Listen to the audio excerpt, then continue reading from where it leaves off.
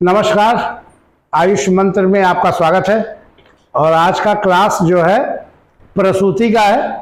और जब प्रसूति की बात आती है तो सबसे पहला एक चीज सामने आ जाता है। प्रसूति मतलब जच्चा बच्चा, उसकी कहानी, यही ना, उसी से जुड़ी सारी चीजें। तो सबसे बड़ी चीज आ जाती है कि हम लोग जो पढ़ाई कर रहे हैं, आयोग की परीक्षा, जैसा कि आप लोग जानते हैं, लिखित परीक्षा होगी। शॉर्ट आंसर भी हैं, लॉन्ग आंसर भी हैं, 15 नंबर के भी हैं, 5 नंबर के भी हैं। तो तैयारी आपको इस हिसाब से करनी होगी। क्योंकि अभी तक जो लोग तैयारी टिक वाला कर रहे थे वो तो है नहीं। मैं शुरुआत से इसीलिए कभी क्वेश्चन आंसर नहीं पढ़ाता था। जब भी मैं पढ़ाता था पूरी चीज़ें पढ़ाता था, ताकि आप लोगों को उसका लाभ मिल सके। किसी भी परिस्थिति में अगर क्वेश्चन आंसर आता है तो भी लाभ मिले, अगर लिखित परीक्षा हो रही है लॉन्ग टर्म की तो भी आपको लाभ मिले। तो अगर प्रसूति में आते हैं तो प्रसूति में सबसे बड़ी चीज होती है गर्भ। अब गर्भ की क्या परिभाषा होती है, कोई बता सकता है? आप बताओ, गर्भ की परिभाषा क्या होती है?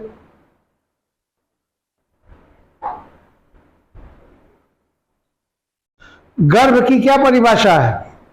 शुक्र शोणित और जीव का जब संयोग होता है तो उसे क्या कहते हैं? गर्भ कहते हैं। ठीक। पुरुष शुक्र स्पर्मेटोजोआ और स्त्री शोणित माने ओवम, स्त्री के गर्भाशय में जब संयोग होता है और जब उसमें जीवात्मा प्रवेश करती है तब मनुष्य के शरीर की अंकुर की उत्पत्ति होती है और उसे हम गर्भ या एम्ब्रोयो की संज्ञा देते हैं। ठीक।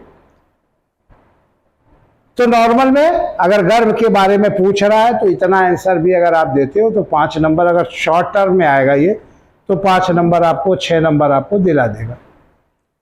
ठीक। अब पढ़ाई ऐसे किया जाए कि एक ही चीज में कई चीज मिलती रहे। तो गर्भ के बारे में हमने पढ़ दिया, गर्भ की पूरा परिभाषा बता दिया। एक बार फिर से ध्यान दीजिएगा, मैं हट जा रहा हूं, स्क्रीन आप शॉट ले सकते हो, आपको आसानी होगी। गर्भ की परिभाषा के बारे में, शुक्र शोणित और जीव का जब संयोग होता है उसे गर्भ कहते हैं। पुरुष शुक्र यानी स्पर्मेटोजोआ और स्त्री शोणित यानी ओवम, इसका स्त्री में गर्भाशय में संयोग होने पर जब जीवात्मा प्रवेश करती है तभी मनुष्य के शरीर का अंकुर की उत्पत्ति होती है और उसे गर्भ या एम्ब्रोयो की संज्ञा दी जा सकती है। ठीक, समझ में आ गया? क्लियर है कॉन्सेप्ट? अब गर्भ के बारे में, गर्भ से संबंधित कोई भी प्रश्न आएगा उत्तर दे लोगे? आगे बढ़ते हैं। अब अगर लॉन्ग टर्म क्वेश्चन आ गया, ठीक, तो इतने से तो काम चलेगा नहीं। ठीक ना? तो आगे बढ़ते हैं। उसमें चेतना का वास हो, उसे वायु विभाजित करती हो, पंचमहाभूत में आते हैं, उसे वायु विभाजित करती हो, तेज माने पित्त इसे पचाता हो, जल क्लीनता पैदा करती हो, पृथ्वी तत्व और संघन घनत्व उत्पन्न करती हो, आकाश तत्व जो होता है स्काई एलिमेंट द्वारा रिक्तता का निर्माण होकर उसका आकार धीरे धीरे बढ़ता हो।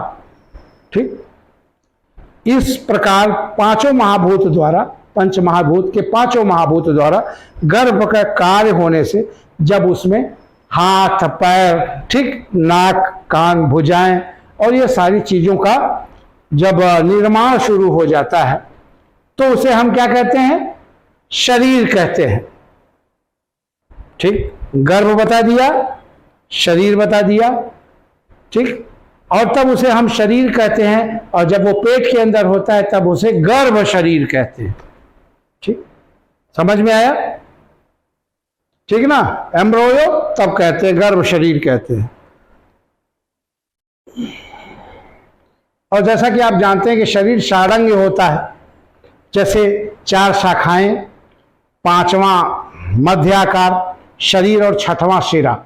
ठीक, इस प्रकार प्रथम में इसे गर्भ और अंग प्रत्यंग निर्माण के बाद शरीर कहा जाता है। अगर मॉडर्न के उसमें आते हैं हम, हाँ मॉडर्न में अगर आते हैं तो एम्ब्रियो कहते हैं। और एम्ब्रियो फर्टिलाइज एग से लेके एग के फर्टिलाइजेशन के बाद से, एग के फर्टिलाइजेशन के बाद से लेके 8 वीक तक क्या होता है, एम्ब्रियो होता है, ठीक, मॉडर्न के हिसाब से। और फीटस, फीटस कब होता है, 8 वीक से 8 मंथ तक, ठीक, 8 वीक से 8 वीक तक वो फीटस होता है। समझ में आया आपको? तो मॉडर्न भी मैंने आपको बता दिया, आयुर्वेद के हिसाब से भी बता दिया, शरीर भी बताया, गर्भ शरीर भी बताया। हाँ, क्वेश्चन इसमें से आ सकते हैं, आएंगे, ये चीज ध्यान दीजिएगा। आगे बढ़िए। अब जब गर्भ है तो गर्भ उत्पादक सामग्री भी होगी। भाई सड़क पे तो गर्भ होगा नहीं। जब गर्भ को पढ़ाया जा रहा है तो गर्भ उत्पादक सामग्री को भी पढ़ना होगा आपको। ऋतु और गर्भ उत्पादक सामग्री में सबसे बड़ा क्या चीज है, मेंस्ट्रुअल साइकिल, ठीक ना। ऋतु अर्थात शरीर के वो 12 वर्ष से बाद की, वो वर्ष तो अब माने नहीं रखता, लेकिन हम ऑन बुकिश नॉलेज में यही करते हैं कि 12 वर्ष से लेके 50 वर्ष, या जब तक कि मोनोपॉज नहीं होता है तब तक की जो अवस्था होती है, जो हर महीने जो ऋतु की साइकिल होती है, तो ये गर्भ उत्पादक सामग्री का प्रथम सामग्री है, ठीक, जिसका लक्षण प्रत्येक महीने में आपको नजर आता है, ठीक है। फीमेल्स के योनि से जो स्राव निकलता है महीने के, वो 3 दिन 4 दिन 5 दिन 6 दिन जो भी डेट्स होती है, ठीक, उसे ऋतुकाल कहा जाता है। तो सबसे बड़ी गर्भ उत्पादक सामग्री जो है वो मेंसेस साइकिल होती है। यूट्रस वो क्षेत्र जहां गर्भ रहता है, जहां गर्भ की उत्पत्ति होती है, जहां गर्भ पैदा रहता है, उसको क्या कहते हैं, यूट्रस कहते हैं। उसकी वृद्धि होती है जहां पर, जिस जगह पर, ठीक, उसको गर्भाशय या गर्भशैया भी कहते हैं, समझा। अंबु, अंबु माने क्या होता है, न्यूट्रिशन, उसका जो पोषण होता है। जाहिर सी बात है, गर्भ है तो गर्भ का पोषण भी चाहिए, गर्भ को मिलने वाला रस और रक्त जिससे उसका पोषण होता है, उसे अंबु कहते हैं। फिर अगला क्या चीज है, अगला है पुरुष बीज, स्पर्म, और महिला का ओवम।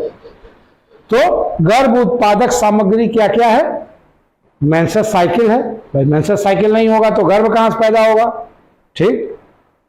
दूसरा यूट्रस है, जहां पे गर्भ हो रुकता है, जहां उसका गर्भाशय्या होती है, जहां वो रहता है उतने समय तक। न्यूट्रिशन के लिए अंबु है उसका, जहां से वो न्यूट्रेट होता है। और पैदा होने के लिए स्पर्म है और ओवम है। तो यदि गर्भ उत्पादक सामग्री के बारे में पूछता है तो इन चारों का वर्णन मैंने आपको समझा दिया है, और इन्हीं चारों का वर्णन आपको करना। 15 नंबर कहीं गया नहीं आपके थैली में, ठीक। अब बढ़ा के उसकी कहानी लिखना आपकी जिम्मेदारी है, क्योंकि अब हमारे पास इतना समय नहीं बचा हुआ है कि हम आपको कहानी नोट करावें और आप कहानी से लिख के इम्तहान दे पाएं। बहुत शीघ्र ही आपका एग्जाम्स होने वाले हैं। तो गर्भ उत्पादक सामग्री के बारे में अगर पूछेगा तो मैंने आपको समझा दिया, इसी को थोड़ा सा लंबा करके लिख देंगे। यही सामग्री 4 होती है, 4 सामग्री आप लोग प्रायः जानते भी होंगे। इसको थोड़ा सा लंबा करोगे तो आराम से आपका 15 नंबर का क्वेश्चन हो जाएगा, और ये लॉन्ग टर्म क्वेश्चन में आ सकता है, ठीक। आगे बढ़ते हैं। अब अगला एक लॉन्ग टर्म और आता है, गर्भ की मासानुमासिक वृद्धि, ठीक, गर्भ की मासानुमासिक वृद्धि। तो देखिए इसके लिए श्लोक है, और श्लोक से आराम से आप लिख सकते हो, लेकिन आज अब वो समय नहीं है कि आप श्लोक याद करो, क्योंकि आप ना याद कर पाओगे ना लिख पाओगे। तो आपके लिए एक मैं सरल रास्ता बता रहा हूँ, सरल रास्ते को आप चलिए और आराम से आप, अगर 15 नंबर का क्वेश्चन है तो 12, 13 नंबर, 14 नंबर आपके कहीं नहीं गए हैं, अगर आपने इसी तरह से लिख दिया तो, ठीक। गर्भ को प्रथम मास में आ जाते हैं। अब यहां से आप देखिएगा गर्भ के फर्स्ट मंथ में अगर आप आएंगे तो आप पाएंगे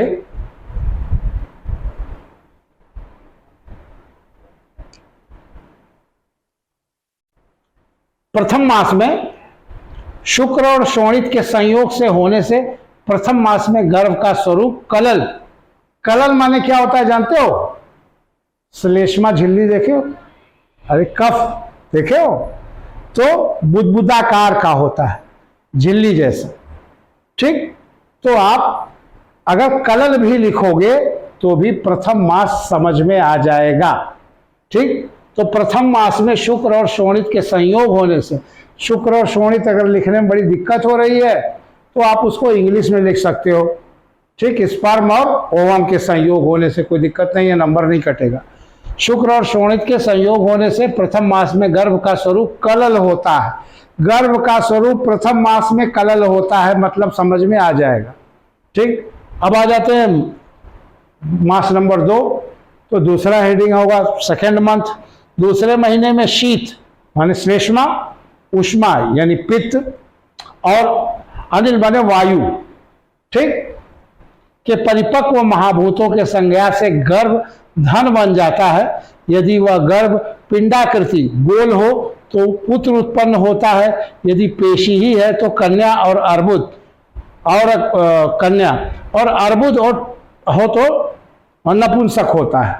ठीक, ये सब लिखने की जरूरत नहीं है, आप नॉर्मली लिख सकते हो कि सेकेंड मास में शीत, उष्मा, पित्त, अनिल ये परिपक्व महाभूतों के संज्ञान से वो जो है धन बन जाता है। ठीक, फिर अगले आ जाइए तीसरा माह। तीसरे माह में 2 हाथ, 2 पैर और सिर, इनकी पंच पिंडिकाएं निकल आती हैं और अंग प्रत्यंग विभाग सूक्ष्म होता है, बहुत छोटा छोटा होता है। तो तीसरे माह के में अगर आप आते हैं तो तीसरे महीने में हाथ पैर मतलब छोटे निकल जाते हैं आपको, और अंग प्रत्यंग जो है बहुत स्लो होता है, छोटा होता है, स्लो नहीं छोटा होता है। तो 3 मास तक तो लिख दिया आपने। आगे बढ़ते हैं चौथे मास। चौथे मास में महीने में संपूर्ण अंग प्रत्यंग विभाग पहले की अपेक्षा थोड़ा और स्पष्ट होने लगता है। पहले छोटा छोटा लिखा था तीसरे में, और चौथे में थोड़ा सा स्पष्ट होता है, आप उसको देख सकते हैं, समझ सकते हैं। और गर्भ का हृदय स्पष्ट होने से चेतना जो है धातु व्यक्त होती है, चेतना धातु व्यक्त होने लगती है। ठीक, 2 हृदय होने से गर्भिणी को स्त्री और कहते हैं। दौहदिनी मतलब एक हृदय बच्चे का और एक माँ का, दौहदिनी कहते हैं। ठीक ना। अब 5वें मास में आ जाइए। तो 5वें महीने में मन अधिक प्रबुद्ध और सचेतन हो जाता है। तो 5वें माह में मन अधिक प्रबुद्ध और सचेतन हो जाता है। बहुत कठिन नहीं है, बहुत आराम से आप 15 नंबर ले सकते हो। 6वें मास में आ जाइए। 6वें महीने में बुद्धि अधिक व्याप्त हो जाती है। ठीक, आप चाहिए तो इसका स्क्रीनशॉट मार सकते हो, आपको आसान हो जाएगा, क्योंकि सरल शब्दों में मैंने बनाया है। और इन शब्दों को आप अगर जोड़ोगे तो 1.5 से 2 पन्ने लिख सकते हो। ठीक है, 6ठे महीने में बुद्धि अधिक और व्याप्त हो जाती है। 6वें महीने में बुद्धि और अधिक व्याप्त हो जाती है। ठीक, अब 7वें मास में आ जाते हैं। तो 7वें मास में संपूर्ण अंग और प्रत्यंगों का विभाग अधिक स्पष्ट हो जाता है। महीने में पैदा हुआ बालक जीवित रह सकता है। कभी कभी प्री मैच्योर्ड जो बच्चे 7, 7.5, 8 महीने में होते हैं तो काफी मेहनत से में भी पॉसिबल वो जिंदा रह सकते हैं। ठीक है, उससे पहले नहीं। ठीक, अब आ जाते हैं 8वें मास में। 8वें महीने में ओज स्थिर चंचल हो जाता है। ठीक ना, ओज जो उसका ओज है वो स्थिर यानी चंचल हो जाता है। इस महीने में बालक पैदा होने के नैकृत्य भाग के कारण होता है। ओज धातु स्थिर रहने से बालक जीवित नहीं रहता। अगर अस्थिर होती है ओज धातु तो बालक जीवित नहीं रह सकता है, लेकिन इसको करने की जरूरत नहीं है आपको। इस कारण नैसर्गिक को मांस और भात चावल की बलि देनी चाहिए, ऐसा कहा जाता है। लेकिन आपको इसको भी आप नहीं लिखोगे तो भी काम आपका चल जाएगा। अब आ जाते हैं 9वें महीने में। तो 9वें महीने में गर्भ का स्वाभाविक प्रसव हो जाता है। 9 महीना समथिंग में उसका प्रसव हो जाता है। इसके बाद यदि प्रसव होता है तो विकारी गर्भ भी समझा जा सकता है। तो मासानुमास वृद्धि के हिसाब से इतना काफी है। अगर आपने 1 महीने से लेकर 9 महीने तक का इस तरह का वर्णन कर दिया तो आपका काम हो गया, आप 15 नंबर ले आ सकते हो। ठीक, तो सरल तरीके से पढ़ो क्योंकि समय कम है। अब हमको उसी हिसाब से पढ़ना है कि हम उसको खींच सकें। ठीक, तो मैंने आपको गर्भ पढ़ा दिया, समझ में आ गया होगा। ठीक, मासानुमास वृद्धि पढ़ा दिया। ठीक है, और बाकी चीज़ें भी उसकी एलिमेंट्स कुछ थी उसको भी मैंने पढ़ा दिया। तो एक टॉपिक जो है प्रसूति का गर्भ और उससे रिलेटेड मैंने आपको बता दिया। बच्चा उसकी कौन कौन सी जगह है, सामग्री क्या क्या है, कौन सी जगह होती है, और बच्चा 9 महीने का हो गया। ठीक, प्रसव भी करा दिया मैंने। ठीक, संयोग से लेके प्रसव तक मैंने आपको बता दिया। और अगर संयोग से लेके प्रसव तक कोई क्वेश्चन आता है तो मुझे लगता है कि आप इसको हल कर सकते हो। ठीक, आयुष मंत्र की टीम को विदा दीजिए। सरल तरीके से पढ़ते रहिए, बिना टेंशन के पढ़िए, कंपटीशन निकालिए और अपना भविष्य बनाइए। धन्यवाद, नमस्कार।